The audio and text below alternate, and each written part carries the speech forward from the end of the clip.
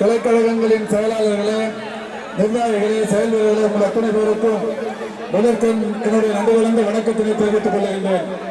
திரு க. தனசேகர் அவர்கள் எடுத்துச் சொன்னதை போல் சென்னையில் அண்ணா அறிவாலயத்தில் நிறுவப்பட்டிருக்கிற தலைவர் கலைஞர் சிலையை தவிர்த்து வேறொரு பகுதியில் சிலை அமைவது என்பது இதுதான் முதன்முறை. அந்த முதல் சிலையை நம்முடைய வணக்கத்திற்குரிய இளைய சமுதாயத்தின் எழுச்சிமிகு வழிகாட்டியாக இருக்கிற திரு உதயநிதி சார் அவர்கள் திறந்து வைத்திருக்கிறார்கள். ஆங்கிலத்திலே ஒரு பழமொழி சொல்வார்கள், வெல் பிகினிங்ஸ் ஆஃப் டன் என்று சொல்வார்கள். திரு உதயநிதி சார் அவர்கள் இந்த சிலை திறப்பினை தொடங்கி வைத்திருக்கிறார். நிச்சயம் தமிழகத்தில், குறிப்பாக சென்னை தெற்கில் எங்கேயெல்லாம் கழகத்திற்கென சொந்த கட்டிடங்கள் இருக்கிறதோ அங்கேயெல்லாம் இது போன்ற மார்பளவு சிலைகள் ஜூன் 3ஆம் தேதி அன்று 50க்கும் மேற்பட்ட சிலைகள் திறக்கப்படவிருக்கிறது என்கின்ற அந்த மகிழ்ச்சியினை தெரிவித்து, இன்றைக்கு ஆளுங்கட்சியினரை பொறுத்தவரை போக்குவரத்துக்கு இடையூறாக உள்ள இடங்களில் சிலை நிறுவ வேண்டும் என்று கேட்டாலும் திமுக கழகம் சிலை திறப்பு விழாவை நடத்துகிறது என்றால் அவர்களுக்கு வெட்டிக்காய் கசப்பு நிச்சயம் அனுமதிக்க மாட்டார்கள். எனவே நிச்சயம் நம்முடைய கழக அலுவலக வாயில்களில் தலைவர் கலைஞருடைய திருவுருவச் சிலைகள் எல்லா இடங்களிலும் அமையவிருக்கிறது. அதற்கு இது முன்னோடியாக இருந்து கொண்டிருக்கிறது என்பதை மகிழ்ச்சியோடு தெரிவித்து, இந்த சிலை இங்கே வருவதற்கு எல்லா வகையிலும் காரணமாக இருந்து அரும்பாடுபட்டு இந்த நிகழ்ச்சியை வடிவமைத்து மிக சிறப்பாக நடத்தி கொண்டிருக்கிற பகுதி கழகத்தின் பாராட்டுதலுக்குரிய செயலாளர் இனிய நண்பர் கண்ணன் அவர்களை மனதார பாராட்டி அவருக்கு எல்லா வகையிலும் உறுதுணையாக இருக்கிற கிழக்கழக செயலாளர்களையும் நண்பர் ஓ. துரைராஜ் அவர்களையும் பாராட்டி வாழ்த்து விடைபெறுகிறேன். நன்றி, வணக்கம். எங்களின் நம்பிக்கை நட்சத்திரம் திரு உதயநிதி ஸ்டாலின்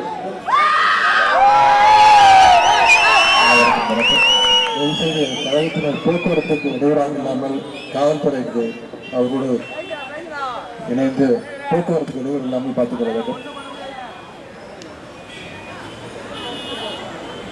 இந்த கழக கொடியேற்ற விழா நிகழ்ச்சியும் நம்முடைய தலைவர் கலைஞருடைய உருவ சிலை திறப்பு விழாவை தலைமையேற்று நடத்தி கொண்டிருக்கும் அருமை சகோதரர் திரு கண்ணன் அவர்களே, முன்னிலை பொறுப்பேற்றிருக்கும் திரு ராஜா அவர்களே, துரைராஜ் அவர்களே, வாசுகி பாண்டியன் அவர்களே,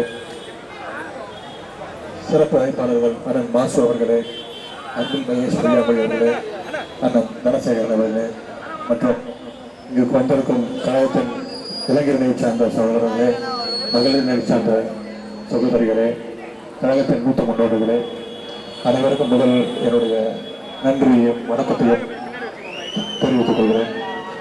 எத்தனையோ விழாக்கள், கழக நிகழ்ச்சிகள், நலத்திட்ட உதவிகள் இதே பகுதியில் அண்ணன் மாசு அவர்கள் அவரை என்னை வைத்து நடத்தாத விழாவே கிடையாது என்றிருக்கும்போது இப்படி ஒரு விழா மிகவும் நிகழ்ச்சியான ஒரு விழாவாக நான் இதை கருதுகிறேன். தலைவர் கலைஞர் அவருடைய திருவுருவ சிலை அதை திறப்பதற்கு எனக்கு தகுதி இருக்கிறதா என்று நான் ஒரு நிமிடம் நினைத்து பார்க்கிறேன். கண்டிப்பாக அந்த தகுதி எனக்கு கிடையாது என்று நான் நம்புகிறேன். நான் இதை திறக்க ஒப்புக்கொண்டதற்கு காரணம், உங்களில் ஒருவனாக நடந்து உங்களுடைய பிரதித்துவத்தை நீங்கள் இந்த சிலையை திறப்பதற்கக்கூடிய அதே போல ஒரு கொள்கை உணர்வுடன் இந்த சிலையை இன்று நான் திறந்து வைத்திருக்கேன். கலைஞருடைய சிலையை பார்க்கும்பொழுது ஒரே ஒரு விஷயம் தான் ஞாபகம் வருது. அதிமுக நண்பர்களுக்கு நான் கேட்டுக்கொள்வது, ஒரு மறைந்த தலைவருக்கு, ஒரு கட்சி தலைவருக்கு எப்படி சிலை செய்யணும்னு எங்ககிட்ட வந்து கொஞ்சம் பார்த்துட்டு போங்க.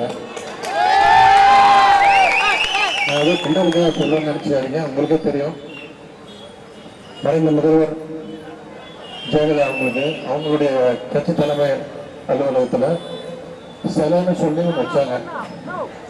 அது வச்சதுக்கப்புறம் அந்த சிலையோட முக்கியத்துவம், அந்த சிலையோட சிறப்பு என்னன்னா, நீங்க யாரும் நினைச்சிட்டு அந்த சிலையை பார்க்குறீங்களோ அப்படியே இருக்கும் அந்த சிலை. அது எல்லாருக்கும் அப்படி அமையாது. நீங்க நடுவில் 2 நாள் வந்து காந்திமதினு சொன்னாங்க, மறைந்த நடிகை காந்திமதியோட சிலையை வச்சிருக்காங்க அப்படின்னாங்க. அப்புறம் தான் வந்து சொன்னாங்க, கண்டுபிடிச்சாங்க, இல்லை இது வந்து எடப்பாடி பழனிசாமியோட மனைவி அவங்களுடைய சிலையை வச்சிருக்காங்க அப்படி. அந்த சிலையோட ஸ்பெஷாலிட்டி அதுதான். கடைசியில் அந்த சிலையை எடுத்துட்டு அதுக்கப்புறமா இன்னொரு சிலையை ஒன்று வச்சாங்க.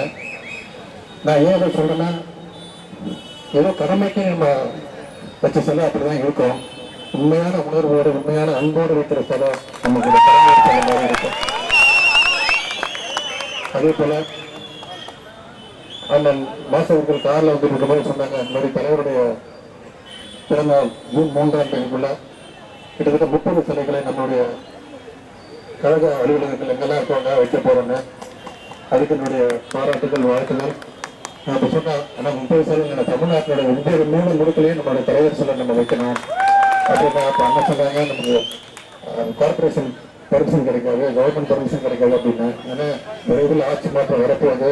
நம்முடைய தலைவர் அவர்கள் முதலமைச்சராக உட்கார்ந்து நம்முடைய தலைவருடைய சிலையை தமிழ்நாட்டுடைய ஒவ்வொரு பொருளையும் நாம் வைப்போம் என்று கூறிக்கொண்டு இன்று இந்திய விமானப்படை வீரர் அபிநந்தன் அவர்கள் வெற்றிகரமாக திரும்பி வந்திருக்கிறார்.